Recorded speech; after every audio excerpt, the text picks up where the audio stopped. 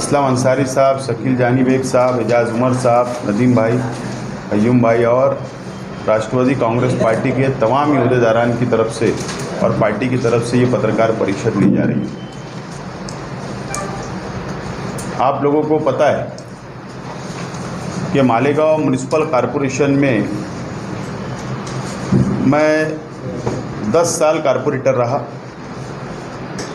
2.5 साल मेयर रहा,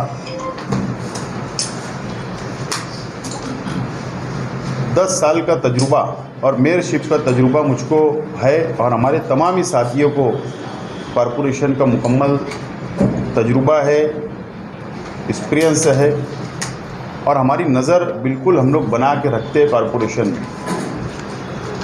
लेकिन ना कभी मैंने ठेकेदारी किया और ना कभी ठेकेदारी में कभी इंटरेस्ट बताया। हमेशा शहर के विकास, शहर का डेवलप और शहर के हित में ही हमने आवाज़ उठाने का काम मैंने हमेशा किया हूँ और हमारे साथियों ने किया। आज की पत्रकार परिषद मैं आपसे ख़ास तौर पर तमाम ही साथियों से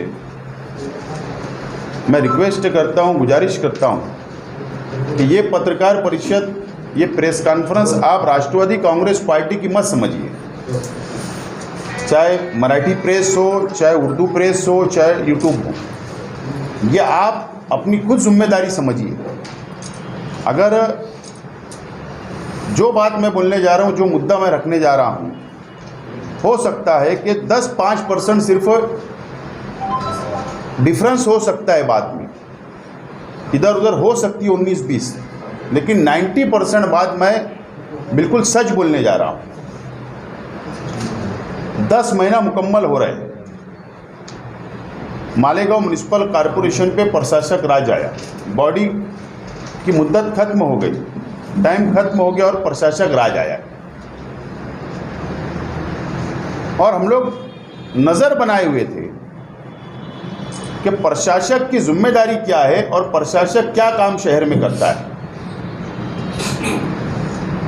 जो मालूमात हम लोग 1 महीने से मुकम्मल लगे हुए थे कि हम लोगों को कॉरपोरेशन से अलग अलग डिपार्टमेंट से हम लोगों ने मालूमात ली और मालूमात लेने में जो बातें सामने आ रही है वो बहुत चौंका देने वाली बात सामने आ रही है। प्रशासक किसी राजकीय लोगों के दबाव में या अपने तौर पर मनमाना कारोबार कर रहा है, ये जवाब प्रशासक साहब ही दे सकते हैं। लेकिन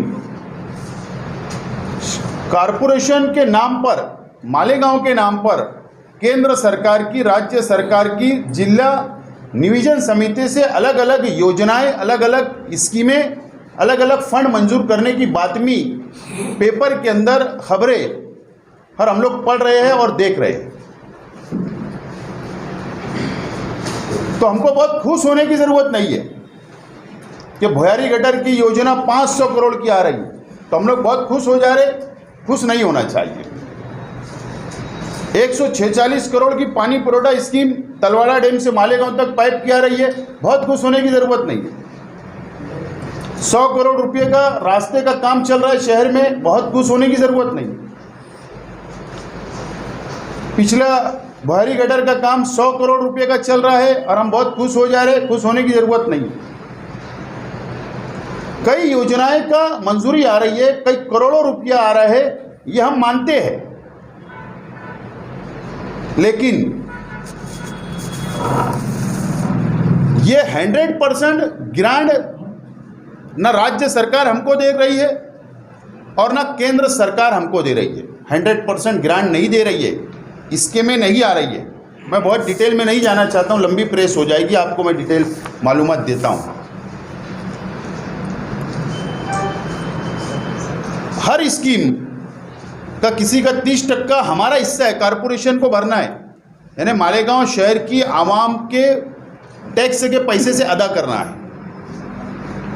500 करोड़ की स्कीम है भुयारी गटर की, तो 25% हमारा हिस्सा है। कई योजना 30% की है, कई 50% की है। राज्य जिला नियोजन समिति से भी पालक मंत्री महोदय बहुत फंड भेज रहे हैं, लेकिन 100% ग्रांट नहीं है, उसके अंदर भी हमारा 30% हिस्सा है। राज्य सरकार से बहुत स्कीमें आ रही है, लेकिन उसमें भी 30% हमारा हिस्सा है। कुल मिलाकर तमाम ही चीज़ें अगर आप लोग देखेंगे, मैं आपको पूरी डिटेल प्रेस आपके पास देता हूँ, मैं बहुत ज़्यादा इसके अंदर नहीं बोलना चाहता हूँ, लेकिन 450 करोड़ रुपये का, मेरा आंकड़ा सुन लो, 450 करोड़ रुपये का हिस्सा हमको अदा करना है। जितनी स्कीमें आ रही है 450 करोड़ रुपया हमको हमारा हिस्से का उस स्कीम के लिए अदा करना है। आज 186 करोड़ 85 करोड़ 185-86 करोड़ रुपया सिर्फ स्पिल वर्क, जो वर्क ऑर्डर है और जिसका पेमेंट अदा करना है अकाउंट में, 250 करोड़ रुपये के लगभग ठेकेदारों को पैसा अदा करना है। कारपोरेशन को 200 करोड़ के लगभग हमारा हिस्सा हमको अदा करना है। सवाल यह है, ये पैसा कहां से आएगा? क्या कारपोरेशन की जमीन बेचकर प्रशासक, कमिश्नर वो पैसा भरने वाले अपने हिस्से का? सवाल नंबर 1, इसका जवाब प्रशासक कमिश्नर साहब ने देना चाहिए। सवाल नंबर 2, क्या कोई बैंक से लोन उठाने वाले हैं बहुत 400-500 करोड़ का ये हिस्सा अदा करने के लिए? इसका जवाब कमिश्नर ने देना चाहिए। या मालेगांव शहर की आवाम पर अलग अलग टैक्स के जरिए भरमसाठ टैक्स बढ़ाने वाले हैं क्या? इसका तीनों चीज का जवाब हम प्रशासक कमिश्नर से चाहते हैं। कमिश्नर साहब को यहां पर सिर्फ 1-2 साल रहना है, वो जिंदगी भर के लिए नहीं है यहां पर आए हैं। जो अधिकारी बाहर से आए हैं उनको 2 साल यहां ज्यादा से ज्यादा रहना है, लेकिन शहर की आवाम को, हमको और तमाम ही सियासी पार्टियों को मालेगांव शहर में ही रहना है। ये तो इनका जाति मुफाद हासिल करके स्कीम लाकर, टेंडर निकालकर, ठेकेदार को वाटअप करके फायदा उठाकर चले जाने वाले हैं। इसका बोझ कौन भरेगा? ये पैसा कहां से खड़ा किए जाने वाला है? इसका जवाब प्रशासक से हम लोग चाहते हैं। इसका जवाब प्रशासक साहब हमको दे। मुझे याद है कि जब मैं स्टैंड के पास का फ्लाईओवर ब्रिज का प्रपोजल चला रहा था, तो मंत्रालय के अंदर से हमको बाकायदा ये पूछा जाता था कमिश्नर से कि आपकी बैलेंस शीट कैसी है बताइए पहले। आज तक आपका स्थापना खर्चा कितना, स्कीम देने से पहले 10 सवाल हमसे किए जाते थे। आज अकाउंट का बैलेंस शीट पूरा खराब है। मैं दावे से बोलता हूं कि कोई भी अधिकारी बैलेंस शीट बता ही नहीं सकता आपको, जाकर आप पूछिए। ये सिर्फ दबाव के अंदर पैसा लाकर कारपोरेशन का हिस्सा इस्तेमाल करके, और ये शहर को आने वाले दिनों की हमको फिक्र है। हाँ, बहुत बड़ी अच्छी बात होगी अगर कमिश्नर ये बात का ऐलान कर दे, या किसके सरकार के भरोसे अगर ये बोल रहे तो सरकार इस बात का ऐलान कर दे कि ये पूरा पैसा 100% ग्रांट हम लोग कारपोरेशन को देंगे, कोई हिस्सा कारपोरेशन को नहीं भरना पड़ेगा। मैं खुद उनका स्वागत करने के लिए, इस्तेकबाल करने के लिए स्टेज लगाऊंगा और उनका इस्तेकबाल करूंगा कि बहुत अच्छा काम है, शहर का विकास भी हो रहा है और शहर के ऊपर कोई टैक्स भी नहीं, और शहर के ऊपर कोई लोन भी नहीं उठा रही कारपोरेशन, कोई ज़मीन भी नहीं बेच रही है, तो मैं उनका इस्तेकबाल करूंगा। बड़ी अच्छी बात है। लेकिन आने वाले दिनों के अंदर मैं आपको बताता हूँ, आज 46% हमारा स्थापना खर्चा है, 46% है। जीएसटी का जो पैसा आता, आज आप देखिए जीएसटी का पैसा जो आता, जो घर पट्टी से वसूल होता, या जो गवर्नमेंट की ग्रांट आती, आज स्थापना खर्चे का मतलब क्या है? सिर्फ पगार में, टीचरों का पगार, पेंशन, स्टेशनरी, व्हीकल, इसको स्थापना खर्चा बोलते हैं। लेकिन उसके अलावा जो हमारे पास खर्चा आता है, आपको मैं बताता हूं कि हम लोगों को स्कूल 54 करोड़ रुपया सालाना हम लोगों को पगार के ऊपर खर्च होता है। मानधन कर्मचारी के ऊपर 15 करोड़ रुपया सालाना खर्च होता है। पेंशनरों के ऊपर 31 करोड़ रुपया सालाना खर्च होता है। स्कूल बोर्ड की पगार और पेंशन के लिए 28 करोड़ रुपया देना पड़ता है। पानी, बिजली, लाइट, इसके लिए 9 करोड़ रुपया हम लोगों को देना पड़ता है, यानी एमएससीबी को। गैरेज डिपार्टमेंट के लिए 25 लाख लगता है। साफ सफाई का ठेका 8 करोड़ रुपया और वाटर गिरेज के लिए 10 करोड़ रुपया। ये स्थापना खर्चे के अलावा हम लोगों को पैसा अदा करना है। सवाल ये है कि जितना तुम्हारे पास आ रहा तुम उसमें तो इसमें खत्म हो जा रहा है तुम्हारे पास, तो तुम ये 450 करोड़ रुपया कहाँ से लाकर अपना हिस्सा अदा करोगे? इसका जवाब कमिश्नर साहब से हम लोग चाहते हैं। हम चाहते हैं शहर का विकास हो, शहर का डेवलप हो, शहर में स्कीमें आए, बिल्कुल हम चाहते हैं। लेकिन आज मैं देख रहा हूं कि हमारे शहर के मंत्री है, शहर के आमदार साहब है, तो इनकी जिम्मेदारी है कि गवर्नमेंट में आप बैठे हो तो गवर्नमेंट से 100% पैसा लाओ। मैं देख रहा हूं कि एमएलए साहब भी 70% ला रहे हैं, बोलते 30 कारपोरेशन ने डाल देना। मंत्री महोदय वो भी 70% की ग्रांट ला रहे, बोलते 30 तुम डाल देना। अरे तुम वहां पर सरकार में हो, आप आमदार हो, आप मंत्री हो, आपकी जिम्मेदारी के 100% ग्रांट लाओ ना। वहां बैठकर पाठ पुरावा करके 100% लाओ। तुम कारपोरेशन के भरोसे स्कीम लाओगे, निधि लाओगे और कारपोरेशन को बोलेंगे हिस्सा डालो। कितना दबाओगे, कितना दबाओगे? एक लिमिट है। मैं जिम्मेदारी से बोल रहा हूँ। मैं पहली शुरुआत मैंने प्रेस में ये किया कि मेरा तजुर्बा है 10 साल का, हमारे साथियों का तजुर्बा है कि अगर ये पैसे का जवाब कमिश्नर ने नहीं दिए, 450 करोड़ रुपये कहाँ से तुम अदा करोगे? तो मैं जिम्मेदारी से बोल रहा हूँ, आने वाले साल के अंदर पानी का, लाइट का, हॉस्पिटल का, साफ सफाई का, पगार का, ये शहर के अंदर बड़ा मसला खड़ा रहने वाला है। आपको याद होगा कि 13 करोड़ रुपया सिर्फ कर्ज था स्कूल बोर्ड का, तो हमारे को हाई कोर्ट ने डिसॉल्व कर दिया था। आज तो वैसे लोग भी सरकार में नहीं है कि 450 करोड़ रुपये दे देंगे अगर कोई कोर्ट में गया तो ये बहुत बड़ा सवाल है। हम सवाल पूछना है प्रशासक और कमिश्नर से, इसका जवाब दो। अभी बजट आया, जनरल बजट आया, इनको क्या करना चाहिए था? प्रशासक की जिम्मेदारी क्या होती है कि जनरल बजट आया, तुमने ही पास कर लिए, तुम ही सब कुछ हो, तुम ही स्टैंडिंग हो, तुम ही महासभा हो, तुम ही आयुक्त हो, तुमने ही बनाया, तुमने ही मंजूर कर दिया, तुम ही निधि वाटप शुरू कर दिए। प्रशासक की जिम्मेदारी ये होती है कि कारपोरेशन को संभाले, टैक्स को बचाए, पैसा बचाए और निज़ाम अच्छा चलाए। ये चाहते तो 250 करोड़ रुपये जो स्पिल वर्क है, ये साल का पूरा बजट स्पिल वर्क में डाल देते थे, लेकिन इन्होंने ऐसा नहीं किया।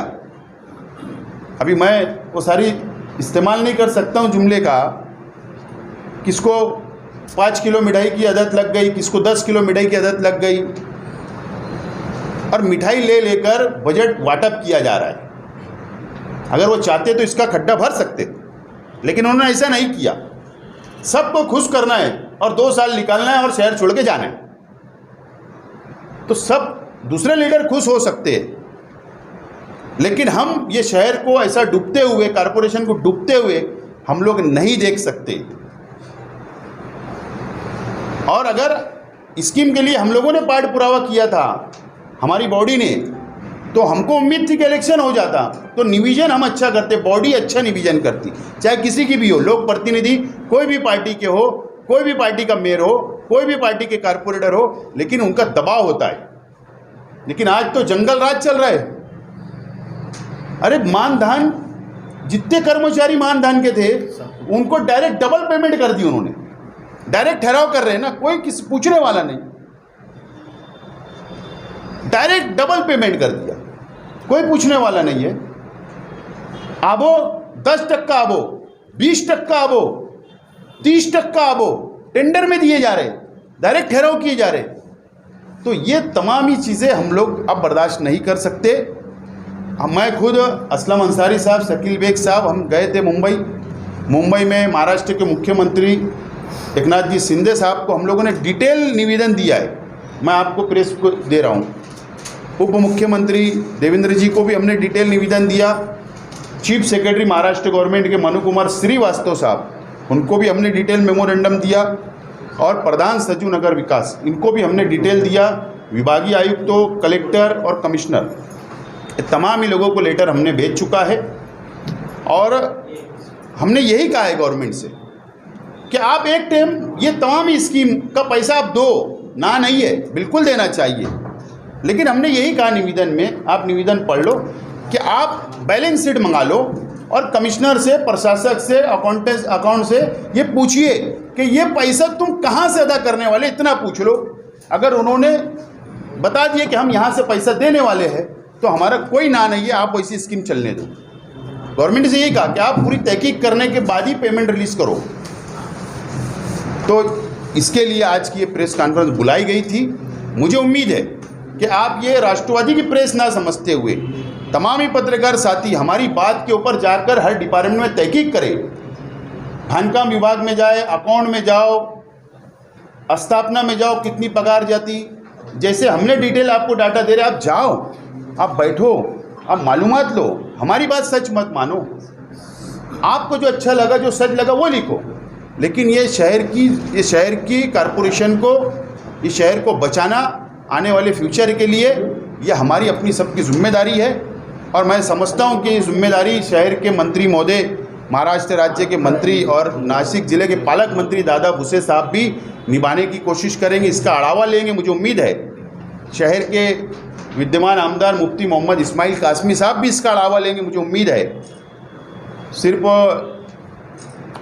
एंटी चेंबर में कमिश्नर साहब बुलाकर मीठी मीठी बातें कर लेते और आपको रवाना कर देते, मैं समझता हूँ ये मुफ्ती साहब को भी धोखा दे रहे हैं। और शहर के तमाम ही सियासी पार्टी के छोटे मोटे कारपोरेटर, माजी कारपोरेटर, सबको धोखा दे, सबको रिवड़ा बांट रहे। तेको बजट, तेको बजट, तेको बजट, जा काम चालू कर दे। अभी वार्ड नंबर 21 में बजट बांट दिए, काम भी हो गया, 4 दिन बाद रोड भी उखड़ गए। तो बोलने का मतलब ये तरीक़ेकार ये शहर में चल रहा है, इसको रोकना हमारी अपनी जिम्मेदारी है। कमिश्नर 10 दिन के अंदर जवाब दे, खुलासा करे, और नहीं तो ईद के बाद राष्ट्रवादी कांग्रेस पार्टी ज़बरदस्त तरीके से तहरीक चलाएगी और इस शहर को बचाने की पूरी कोशिश करेगी, कॉरपोरेशन को बचाने की कोशिश करेगी। एक शहर के हित में और शहर के एक अच्छे नागरिक होने की हैसियत से जो जिम्मेदारी हम उसको अदा करने की कोशिश करेंगे। दूसरी बात, हमने लेटर में ये भी लिखा है कि अगर 10 दिन में इसका खुलासा नहीं आया तो हम लोग जनहित याचिका PIL हम लोग दाखिल करेंगे मुंबई हाई कोर्ट में और कमिश्नर से वहाँ पर जवाब पूछा जाएगा।